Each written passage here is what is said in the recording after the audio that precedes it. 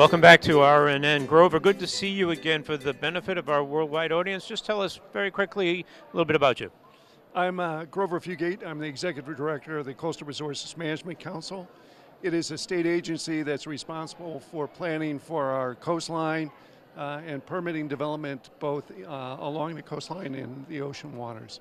One of the highlights today was certainly that 4-minute video that the senator narrated. Obviously, you did a lot of the work mapping that. Tell us about how that is impending, how we avoid it, or potentially how we walk into a very different coastline here in Rhode Island. That's a very good question. We are in a situation, I think, right now where we as a society have an opportunity to sort of affect that trajectory where we end up. What we're showing you is right now what NOAA's best guess is for a worst case scenario by 2100. As I said, we have an opportunity to lessen that impact, but we are going to see sea level rise into the future and probably some acceleration component associated with that. So it's up to us to see how much we want to live with in terms of sea level rise. So what we're planning for is how that impacts our state, how it impacts our infrastructure, and then how do we go back and redesign to accommodate that into the future, as well as future storms that we might see. So what Senator Whitehouse didn't show is also we have depictions and we're able to model what storms combined with sea level rise can do to the state as well as that. And we can get right down to the individual house by house level of estimating that damage right now. So it's a really important tool for us to assess that risk. Well, certainly what you showed is scary enough, and then as you said, you put the storms on top of it, but the data, right? It starts with the data, and that kind of detail is important. Dr. Weber? Hi there. I'm curious. This year, well, in 2018, the UN World Water Day theme is nature for water and nature-based solutions for policy and management.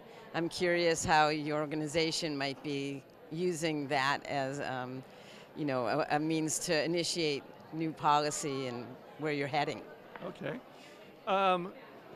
We're looking at several aspects. As you can imagine, sea level rise in this state, and we seem to be the canary in the coal mine on this one, is inundating our salt marshes at a level that we've never seen. In time frames that should be occurring within geologic scale, but they're within a decade or so. So we have been developing and working with the Army Corps, Federal Fish and Wildlife, and others to look at what's called thin layer deposition on the marsh, for example, where we dredge out material, put it on the marsh to elevate that so that it can start to try to keep up with sea level. We're doing that for very high value marshes in this state because it is an expensive option. But we're targeting those areas, for instance, where it's nesting habitat for the marsh sparrow. So this is a threatened species in our state, so we're targeting that breeding habitat to be able to protect those species. The other thing that we're integrating into the program is green infrastructure, particularly for one of the other issues that we haven't really talked about here, but is a product of climate change, is also the acceleration that we're seeing in erosion in our state. So how do we go back and try to use green infrastructure to deal with the erosion problems that we have, because the hardened solutions that we often see can result in more damage and destroy our beaches, for example, if we are not careful on how we apply those. So, thank you. Ken?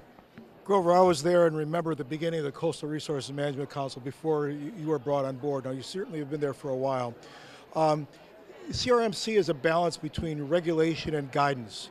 Where do you probably have already spoken to us in your previous two replies, but where do you see the biggest shift or paradigm shift in society relative to your work? Well, I think it's one of the things that we're trying to trigger right now in terms of our society.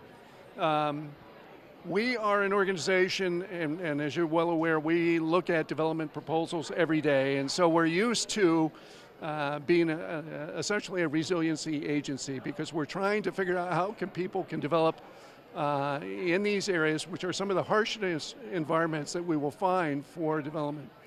The thing that we are finding with our modeling and our work and looking at the future conditions is that when you think of, from the development perspective at least, every regulatory program is built on the assumption that we're in static conditions and nothing changes.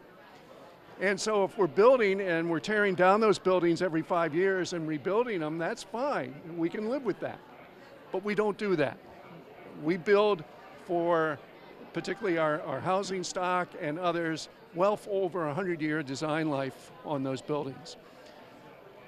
But we're not telling people the conditions that they should be able to anticipate so that when they arrive at that time frame, they have a viable structure at the end of that.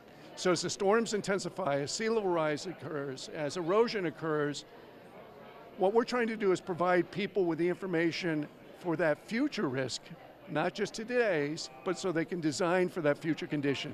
That's a paradigm shift that we haven't undertaken yet in the regulatory realm. And trying to adjust design conditions for those future environments that we'll be in, I think is incredibly important for us. I'm glad you only mentioned resiliency once. I'm reviewing a number of conference proposals now. People are talking about resiliency, and I really hate to say it, but they don't know what they're talking about. I think resiliency is probably one of the most abused words in the English language right now. Finally, the images are very great of what happened in Texas, as an example. We look at the images from that video, and the irony is people could be helping us. We could be in a building here with the first floor flooded. You are on a panel today. What will that panel talk about that will help us prepare, avoid, or recover from that type of storm surge and flooding?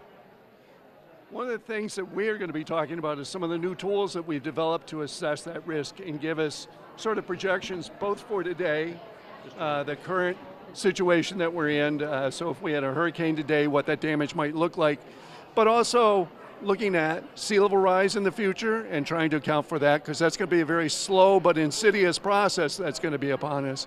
And then looking at the combination of those events, meaning that we have storms with sea level rise. If we can figure out what those events look like and measure that risk, it gives us the ability to go back and then redesign the environment to meet that condition. Wonderful. Thank you so much. Good seeing you.